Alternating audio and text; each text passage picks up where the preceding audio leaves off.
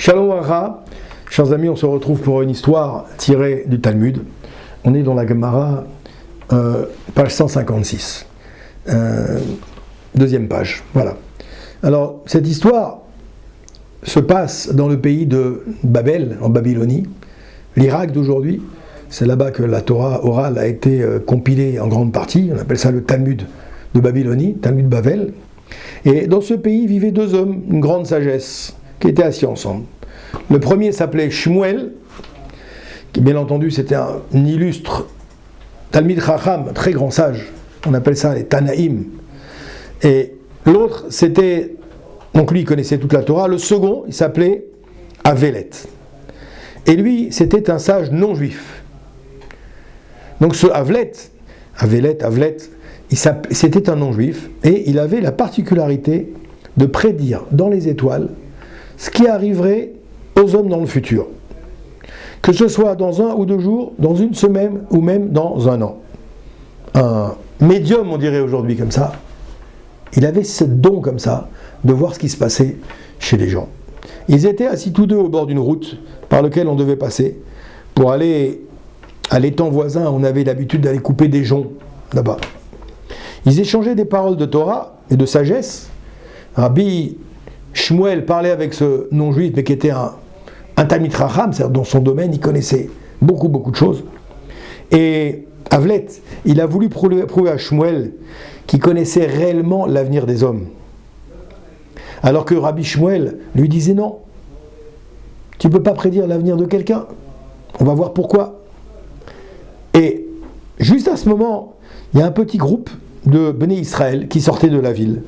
C'était les ouvriers qui partaient à l'étang, justement, pour aller couper des joncs et gagner un peu d'argent avec ça. Ils les vendaient ensuite au marché. À cette époque, les joncs étaient des plants très recherchés pour fabriquer des nattes, des filets, etc. Lorsque les ouvriers passèrent devant eux, Avelet, il a montré l'un d'eux à Shmuel. C'est une histoire connue dans le Talmud, là-bas, dans Shabbat. Et il a dit, Avelet a dit à Shmuel, il a dit, voyez cet homme-là. Eh bien, il part à l'étang, mais je sais qu'il ne va pas en revenir. Cet homme-là ne reviendra pas, c'est sa dernière journée. Il va lui arriver un malheur dans la journée. Rabbi Shmuel le regarde, il dit, si cet homme est un membre du Ham Israël, il va partir et va revenir en paix, parce qu'il va prier, ou il va faire une bonne action, pour laquelle Hachem va le sauver, dit Shmuel. Donc Shmuel, en résumé, il dit, oui, comment tu peux dire que cet homme ne va pas revenir ? Moi, je ne suis pas aussi affirmatif que ça. Je dis que oui, il va revenir s'il fait une bonne action. Alors que le dit non, je suis sûr qu'il ne va pas revenir, c'est marqué dans le ciel. Les ouvriers ont continué leur chemin. Arrivés à l'étang, ils ont commencé à travailler. Ils ont coupé des joncs, ils les ont liés en fagots, etc. Après quelques heures, ils sont fatigués, ils sont affamés. Alors ils s'installent là-bas dans la forêt, à côté de l'étang. Ils s'installent et ils avaient pris l'habitude, l'un d'eux rassemblait toutes les tranches de pain qui avaient été apportées de la maison et les mettait dans un panier commun. Oui. Puis ensuite, il les redistribuait en part égale pour tous, pour que personne n'ait moins ou plus que son voisin. Je trouve que c'est une belle technique. Quand on va manger ensemble, chacun a des sandwichs, on partage tout, on met tout en commun et après on redistribue. Comme ça, il n'y a pas de sentiment de gêne et de jalousie si un a reçu plus que l'autre. On met tout en commun. Cette fois aussi, ils pensaient faire comme ça. Et à ce moment-là, il y avait un des travailleurs, celui qu'Avelet, il avait vu le matin, partir. Il lui a dit, celui-là, il ne va pas revenir dans la journée. Il a remarqué qu'il semblait triste et morose. Les autres étaient joyeux, étaient heureux. Lui, il était triste. Il a observé, il a vu que son sac à provisions, il était vide. Son sac était vide. Il a compris qu'il n'avait pas eu d'argent pour acheter du pain dans la journée. Alors il devait certainement être gêné de ne pas avoir une seule tranche de pain à mettre dans le tas comme ça pour partager. Alors l'autre a dit, il ne faut pas avoir honte.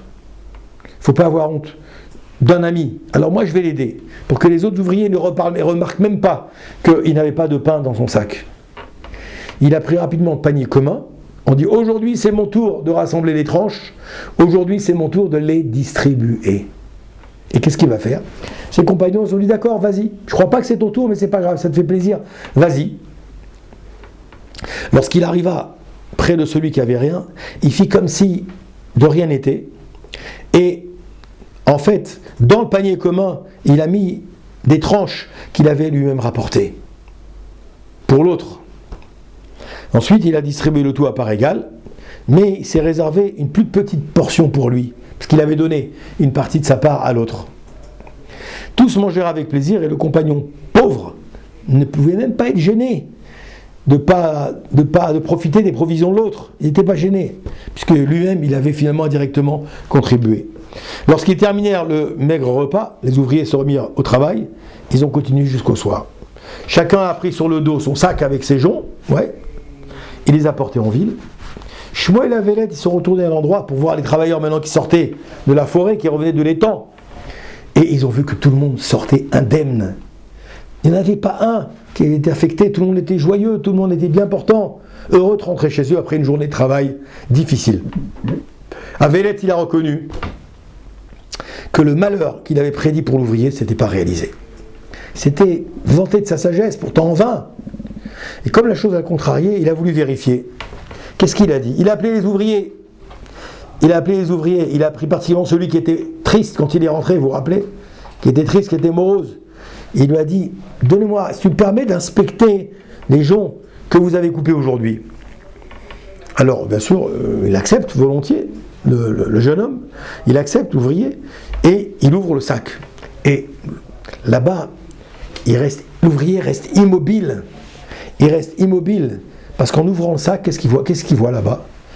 Eh bien, en vérité, il a vu là-bas que... Alors, j'ai sauté un passage, excusez-moi. Il voit en fait qu'ils ont vu que les joncs, ils avaient été coupés, et l'ouvrier reste immobile, un peu étonné. Mais réalisant que c'était le célèbre sage Avlet qui lui demandait, il a fait glisser le fardeau de ses épaules, il a ouvert devant lui, comme il lui avait demandé, pour qu'il inspecte. Et là-bas, qu'est-ce qui se passe? Avlet, lorsqu'il a examiné les joncs un par un, il a vu un serpent venimeux qui était coupé entre deux joncs qui avaient été coupés. Il y avait un jonc qui avait été coupé, la moitié, dedans il y avait la moitié, et l'autre moitié d'un serpent qui était connu pour être mortel dans cette région-là. L'ouvrier l'avait tué, en vérité, sans faire attention, en coupant les joncs, en faisant son travail, et les avait liés donc au sac avec les fagots. Il dit, voyez-vous, dit Avlet, en se tournant vers Shmuel, si ce serpent avait mordu cet homme, il ne serait pas revenu vivant, comme je l'avais dit. Et j'ignore comment il a pu être sauvé. Et là, Shmuel rigole, il se tourne vers l'ouvrier, il lui dit, est-ce qu'aujourd'hui tu as fait quelque chose de particulier pour mériter un bien-être du grand chef, du patron d'Akadosh Baruch Hu? L'ouvrier raconte ce qu'il avait fait. Et il lui dit comment il avait distribué le pain à ses compagnons, en se souciant de ne pas faire honte à l'un d'eux, qui était pauvre. Eh bien, dit le grand maître, il a dit là-bas, vous avez accompli une très grande mitzvah, a dit Shmuel. Vous avez suivi ce que la Torah le recommande en disant, tu aimeras ton prochain comme toi-même. C'est par le mérite de cette mitzvah que tu as été sauvé de la mort. C'est marqué là-bas que En Mazal les Israël. Il n'y a pas de Mazal pour Israël. Il n'y a pas de destinée. C'est toi, pas que tes actions bonnes ou mauvaises, va malheureusement te rapprocher ou t'éloigner d'Hachem. C'est toi, par tes actions bonnes ou mauvaises, qui va avoir Hachem aspirer à une vie de tranquillité, de sérénité, de longue vie, ou bien alors à une vie de galère, même des fois écourtée, Dieu préserve, dans notre parcours dans ce monde-là. Bracha ve'atzlacha.